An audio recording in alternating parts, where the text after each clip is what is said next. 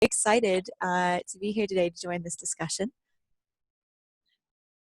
I think we're going to have a really exciting and engaging discussion. Just for those of you who may have just joined, I'm Amelia. I am the program director for SheridanLife Radio. So not currently a student, but I work very closely with students, and I've seen them make a lot of pivoting and interesting moves during this time. So over to you, Jeandel. Hi, everybody. I'm Jeandel. I'm a peer mentor at Sheridan. I'm excited to be part of this conversation in terms of our social wellness.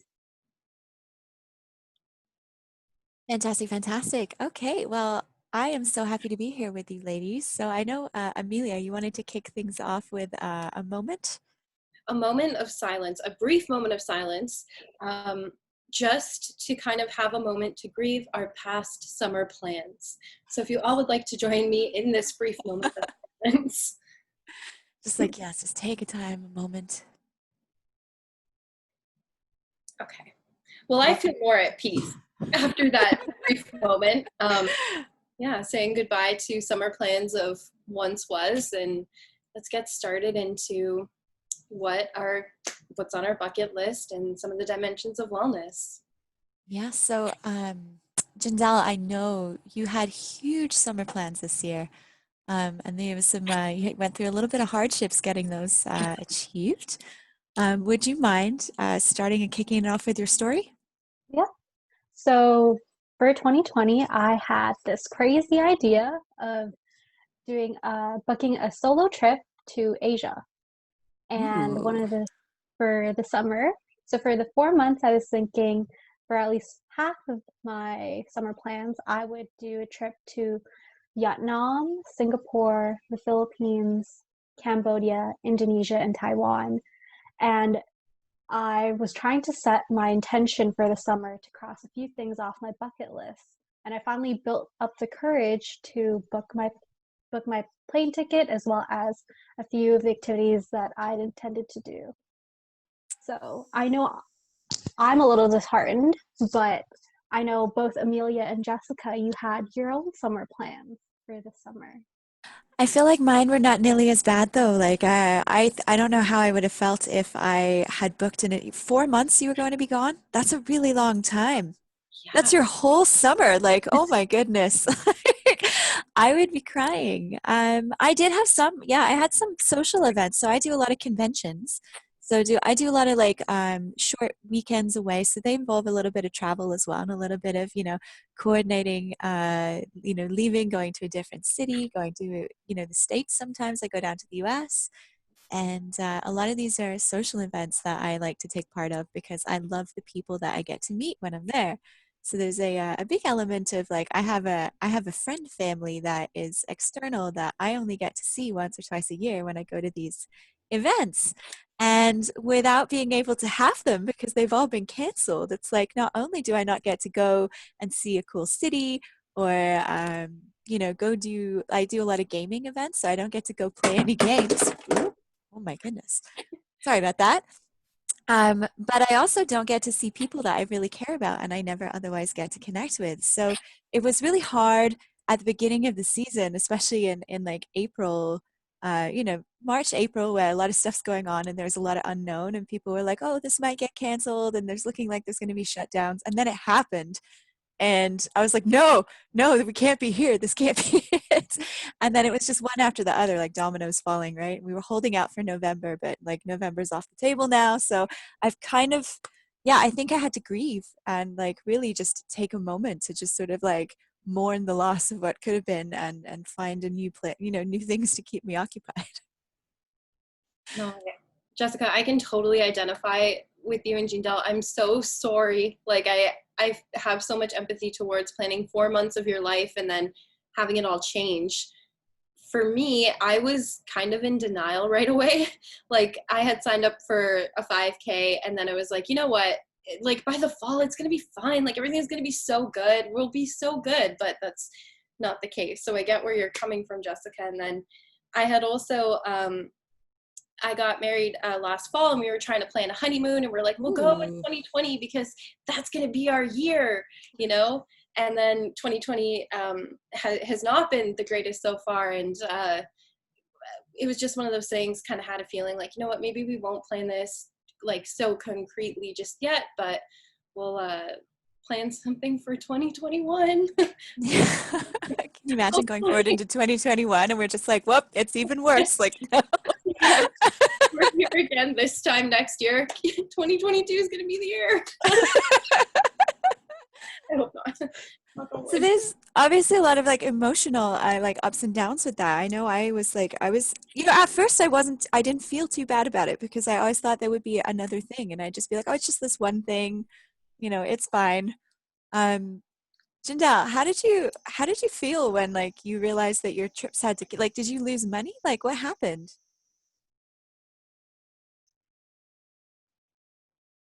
Did we lose Jeandel? I think she might be frozen. No, lost in the void of internet connections. Of Zoom. Well, what about you, Amelia? Like, were you actually planning, like, getting, like, congratulations on your marriage, by the way. It's very, very exciting, but also it's just like, yeah, you're going to plan a trip and you're going to go away, and then all of a sudden you have to stay at home. I know, thankfully, and I'm kind of thankful for this one quality of being like or indecisive. Mm-hmm. It's like we've been in between couches for a long time now, and now that we've been home so much, we're kind of like, we really need to get this new couch. But our indecisiveness. So, I mean, it's given you perspective, right? You're now at home and just like, now I have time to think about the things that maybe I wasn't thinking about before. Yeah, and I guess that kind of ties into one of the elements or dimensions, of wellness being environmental. Like now that we're so in our environments and we're not able to kind of expand past what was so familiar to us, we've had to make some changes here. But having said that, we've been exploring a lot of different places within our province and haven't ventured outside of our province, but there's been some really cool places that we've been able to go to so far. Oh, she's back. Yay. Yay. But I understand, Amelia, you're an avid hiker. Yes, I am an avid hiker. I love being just outside, and I love just being kind of within nature and seeing new things, and I'm very much fascinated by how the earth grows, we'll say. So how did you respond when all the parks and all the trails and everything got closed? Like, how were you able to reconcile with not being able to be in those places? To be full disclosure, I was kind of upset because I was like, I'm active. Like I need to be able to move to feel at peace. So one of the things I did, which it's not comparable to nature at all, but I turned my guest room into like a mini gym and just like a peaceful space. Mm-hmm. I put like an oil diffuser in there, and then like cool little lights to change the mood. And I just tried to define a space within my environment where I could find peace. And then once the trails started opening, I was on them. Oh, good. That's good. Yeah. Are you finding that there's a lot of people out there? No, honestly, I haven't been on a trail so far that's been incredibly crowded. We discovered through this that we actually live pretty close to Lions Valley, and that's been our trail of choice. I've been to Nottawasaga and then several others, but we haven't found one yet that's been incredibly crowded, and everybody's been so great about stepping to the side or will step to the side as well and leaving literal breathing room for people. So that's also been a good way to help with the anxiety in terms of things reopening and going out, is just having positive interactions socially with people around me. I have to say, I've been working from home and studying from home, so a lot of what I do is within my home. So I want to reiterate the point that having a space that is peaceful, a space that's serene, whether it's just like the corner of your room, I think is so important right now. Because I've been at home a lot, when I go outside, I feel like a stray animal, and I see another human, and I'm like, it's such a strange mental shift to deal with. Do we have you back, Jeandel? Yes, we do. Yes. technical difficulties. No worries, no worries. So we got into this dialogue discussing sort of our emotional places of how we were able to turn around our feelings when it came to, dealing with these big disappointments of things that we've lost. And since, you had such a huge, massive trip plan that took 4 months of your summer, like, how did that feel like when you had to cancel? At first, it was a little disheartening because of the fact that you had planned 4 months of it. But I think it was also a sigh of relief because it was my first time traveling completely solo. I'd gone on trips before where it was with a tour group or with a group of individuals. And I think that was a little bit it alleviated a lot of stress in terms of figuring out my routes. But I think the nice part about this is that I've created a way to set my intention for my day. So one of the cool things that I've been doing is recording something that I do every single day. So whether that might be making a new dish, and I think that's like a nice, fun way for me to look forward to something every day. That's really cool. Are you sharing some of the stuff that you're recording too, like with friends and family and stuff? Yes. So I think we're going to do a 2020 recap. Ooh. Oh, that sounds like it could be very funny. So, yes, I think the topic of kind of finding those alternate things and side things that you're dealing with. Like for me, what changes? I suddenly became a gardener, and I built a flower garden, and I started growing my own vegetables, which I thought was it's interesting because it allows me to just like have a nice environment. So I've brought flowers into the home, and I've brought nature to me. So the opposite from what Amelia is doing here, where Amelia is going out to nature, and I'm just gonna curate it at home. But yeah, so actually I have a document that was created by the SSU, and we put this up on our social media not too long ago, which has a few ideas for what we could do to take a look at our like at-home bucket list. So I'm going to share this really quickly with you guys. Just want to make sure everybody can see that. So it's just sort of like almost like a checklist. So if you've been following our social media for the last little while, we've recently done a little campaign in our stories on Instagram, focusing on the different aspects of wellness. And this has been broken down into a few categories, including environmental wellness, financial wellness, social wellness, occupational, and so on and so forth. Which I thought was really interesting because I think there's so many different facets of what it takes to feel well at home. And you could, be doing so well in your physical health, but your emotional health and your mental health all kind of like take a toll. And I think being faced with these disappointments, like it's not only like this event got taken away, but it's like I don't get to be social. I don't get to leave my, my space. I don't. Maybe the good thing out of it is I might save money. That's wonderful. But then there's a lot of students that have lost their jobs, and so it's been super tough. So I don't know if and either of you have tried anything new from some of these suggested options here. One of the things that is kind of that I didn't even really think about was drinking a lot of water. Like because we're home so often, well, not permanently, temporarily. I misspoke. But because we're home, the amount of time that we are, I found that I would like sit down and work, and then I would be like feeling dehydrated, and I'd be like, oh my goodness, like I haven't had water today. So I've been trying to keep track of that, and there's plenty of like apps and stuff or like cool water bottles you can get that will remind you if you need it. Yeah, that's one of them.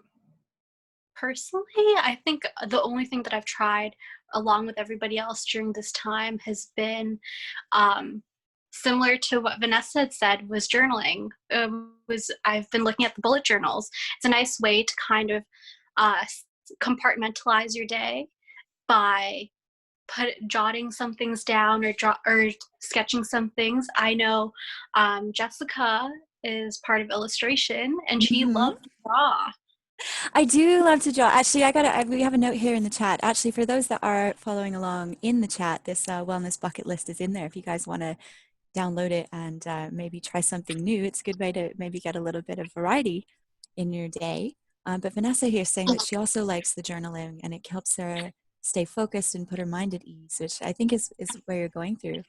I've actually taken the time to do a little bit of drawing lately, and it was nice to sort of like really get into my own creative space without having to worry about anything else. And that's sometimes tough to do when you're doing something for your program or school. And I know we have a lot of arts programs at our campuses, and sometimes it can feel like a real chore. But it's given me enough of a break that I'm just like, let's just like create something. But I've been creating a lot. Have you guys created anything interesting? Like I completely reorganized my room. Like I've been busy like just sort of like fixing up my workspace a lot, which I wouldn't otherwise have time to do. Vanessa said she also has a question, and while she's typing that, maybe I'll go. I've been like really interested in baking and taking like recipes that are like really indulgent and everything and making them kind of like healthier. So just like swapping out basic ingredients, and I find that it's kind of like my own personal challenge. But then one of our podcast hosts meets with me social distance wise, and we have this like COVID sort of cookie exchange. So we'll place our cookies down. She's my neighbor, and we'll separate, and then we'll be like, okay, you go, then I'll go. And we'll like recipes, and it's been kind of cool in doing that and learning a little bit more about food and like different ways it can like help you feel less stressed out, and just interesting things like that. And speaking of stress, Vanessa's question was, on this note, how do you folks handle stress? I'm curious. Maybe Jeandel, do you want to start off with that one? In terms of handling stress for myself personally during COVID has been as weird as it may sound, taking 5 minutes of a break from my phone, or just putting it on do not disturb, Yes. or doing a mindful meditation, just breathing in and out for 5 minutes makes all the world difference. I completely agree. I have noticed, especially on the note of being with the phone, that with everything moving online now, online used to be my happy place, and I would go to work and I'd go to school and I'd come home and then I'd sit on the internet doing absolutely nothing for hours and hours, and it was endlessly entertaining. And now everything's in my inbox all the time. And it's like work is in my inbox, like people are in my inbox. So it's actually been really helpful for me to find ways to disconnect. And I don't look at my devices as much as I used to, because it has now my source of like de-stress has now become my source of stress. So I've actually found a lot of help in really just, for me, it's I got to take myself out of my environment. So whether that is going for a walk, it's nice that I have a dog so I can go for walks with my dog and really just go around. And what has been so cute is that the neighborhood has been putting up flyers, and people have like little messages of hope in their windows, and like kids are doing chalk art on the street. So that's always nice to sort of get a quick pick me up, just to sort of see that, it kind of resonates that you're not in it completely alone. But escapism in general has been huge for me. So whether that's getting out of my physical space or getting out of my mental space. So I've been I've been discovering new audiobooks and regular books. And I've been playing a lot of video games. Like me and my partner have been discovering TV shows that I've never seen before. I went into a big black hole with Tiger King, which was just a complete ride it's just wow.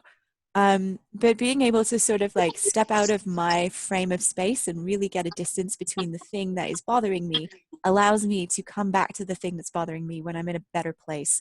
So I'm more emotionally ready to deal with the stressor. So that's kind of how I personally de-stress, but I think it would be different a little bit for everybody. I see lots of nodding. Amelia, did you have any personal tips or tricks? I know you work out a lot. Is that a de-stressor for you, or does that add to your stress? It 100% is one of the only things that makes me feel calm. And I think it's because I had a really good discussion with a friend about where she feels stressed. Some people feel stress emotionally, others feel stress physically, and like they'll feel tension, or they can feel it like in their legs or in their chest. And for me, it's both. So I'm incredibly grateful that one of the gyms, I've worked out at the Sheridan gym And then I train in Krav Maga, and they were so quick to pivot and transition their classes virtually. So I've been working on self-defense and working out over Zoom. And honestly, it's kind of been a blessing for me. It's so nice. That's my like phone off time. Even though it's on its screen, that's like my time where I like de-stress. And then my husband will be in the living room and he'll be like, I'll come out and he'll be like, what? Like, those were some weird noises. I'm like, I know, I feel so good now. Like, for me, it's definitely like working out. Or some days if I'm not like feeling it 100%, just going for a small walk outside or doing yoga or finding a trail that's close to me. Finding trails that we don't have to pay for is huge. And there's so many like in the Oakville area. That's just where I live. But yeah, just getting outside, going for a walk or working out are my main ways to just kind of de-stress. I have to note that I had a really good experience. I've actually had two things that stand right out. So I had a friend of mine on Facebook who every week, I think on the weekend, would just send a little note just saying, how are you doing? And this wasn't a person I was like, any ever really particularly close to, just sort of like one of those acquaintances type thing. But he made it a point to just interact with people in his circles, just to be like, how are you doing? And for the most part, it's like, yeah, I'm good. You know, something's gone on, but everything's fine. But it really, after I noticed that it continued to happen, I was like, wow, dude, like you really genuinely like care. And I thought that was such a nice thing. And then I had another friend of mine that wrote me a handwritten letter and she mailed it to my house. So one day I just got this beautiful letter on beautiful stationery that was in the shape of a burger, like just really super cute. And like it was in an envelope that matched and it had sticker on it. So you had to break the sticker to open the envelope. And she has the most beautiful pen writing I've ever seen in my life. So I almost don't want to write a letter back because it would just be terrible.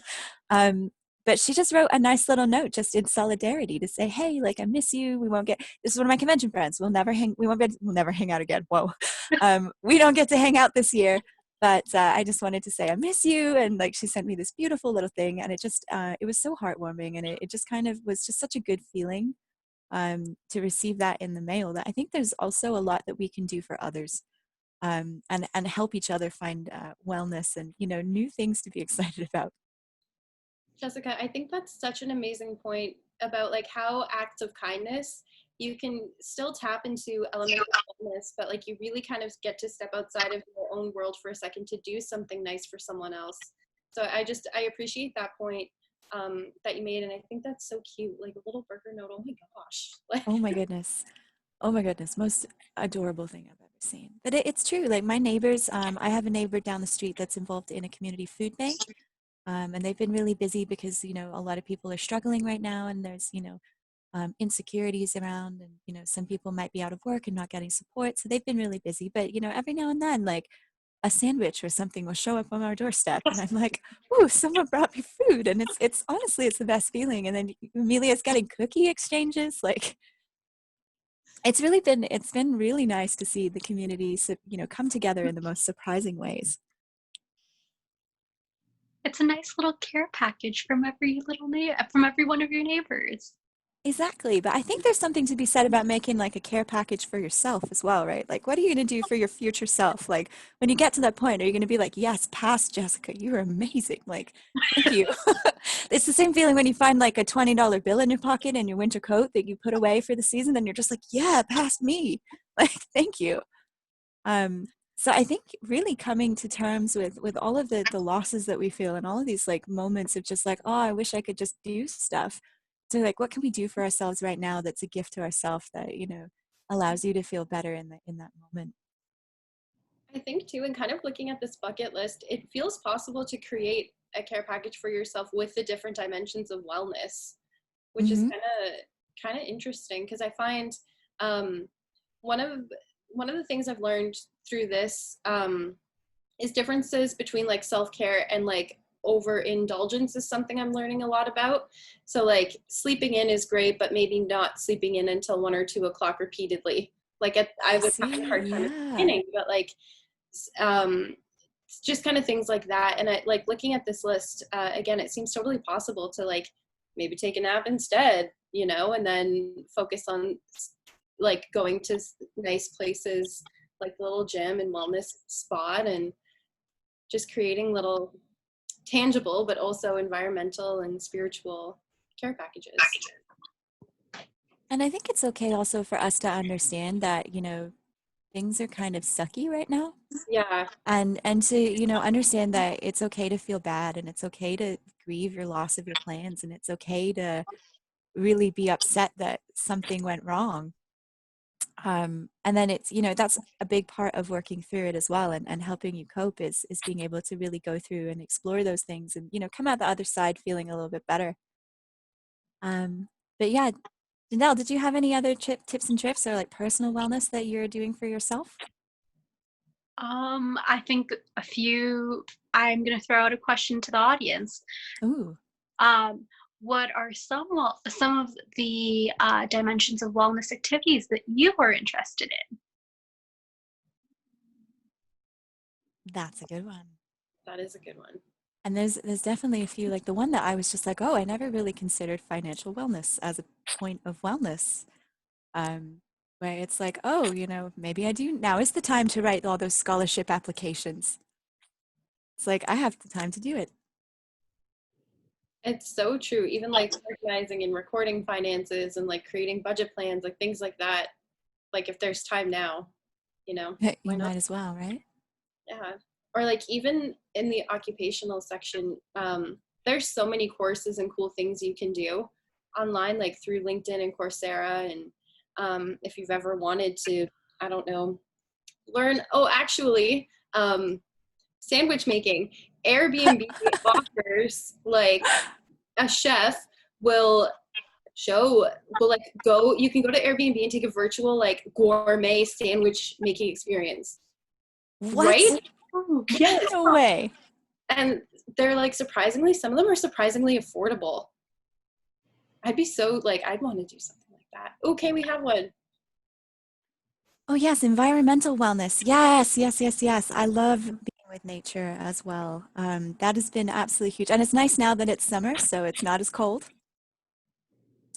Ooh, biking is a good one. Ooh. I've been thinking about that. I have a bicycle that I have not done anything with in a little while because I got a car. And the problem with getting a car is that then you stop biking. But now I have this lovely bicycle that I should really take down to the lovely bike guy down the street and get him to sort of like tune it up for me. And that's a really great suggestion and a good way to keep active as well. Mm-hmm. That's Your so daily fun. adventures. Sorry, run that by me again. I missed that. Your daily bike adventures. I don't know if that was a summer to do. Well, it could be. What I also have done for myself is I mentioned I have a car. I put my car insurance on fire and theft only, and I've been taking it upon myself to walk anywhere I need to go. So I now walk to the store instead of driving to the store for groceries, and that means I might have to go a couple times a week because I cannot carry many things back with me. But it's been a good excuse to really just get out of my space and save some money, but also, you know, keep myself physically active, which is super important. Yeah, all right. So I think, I don't know if we have much else that you want to touch on, if we have any closing thoughts. This has been a great dialogue. This has been a great dialogue, and to throw it out there to people who are tuning into this, definitely take a look at this awesome bucket list, and you know, maybe use these dimensions of wellness to create your own, and may it serve you well. Mm-hmm. And just like also just I'd say go online and explore, because there's so many things that have turned online that you maybe wouldn't have thought about doing, like visiting a museum in a different country. So many museums have put their like digital walkthroughs right now that you can kind of check out and go in. And you know, I don't know if I'd ever get the chance to go see the Louvre, at least not anytime soon, but it's kind of neat that I can now walk through it digitally. So there's lots of cool things to do, and as Amelia mentioned, like loads of cool things to do in your neighborhood that you know, otherwise wouldn't have seen. But yes, so this whole conversation is a conversation that's really here to support the concept of social wellness in all of its dimensions. And I know Jeandel had some experience with our social media wellness blog, but there's a lot of stuff on there.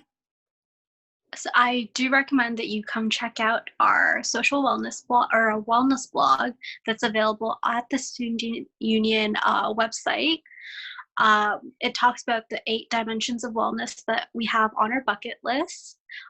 So for every, I believe, week, we have an event going on. We've had environmental as well as financial wellness events, as well as today's event, social wellness. And I invite you to join us in our future wellness events for the following weeks.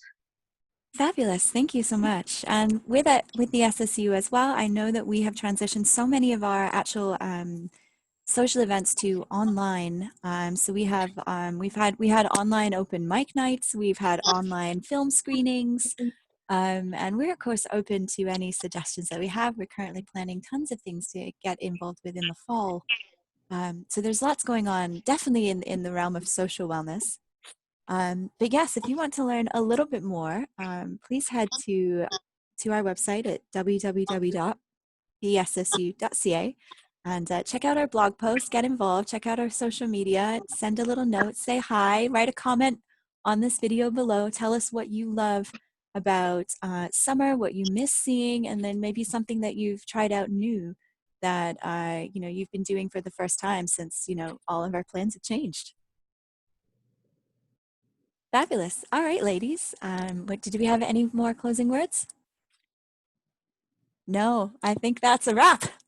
All right, everyone. So for everyone watching, thank you so much for tuning in. And hopefully we'll get to see lots of your faces around very, very soon. So let us know what you thought below. And, hopefully we can open up some more of these wonderful talks. And otherwise, bye for now. Have a wonderful day and a wonderful rest of your summer. Bye.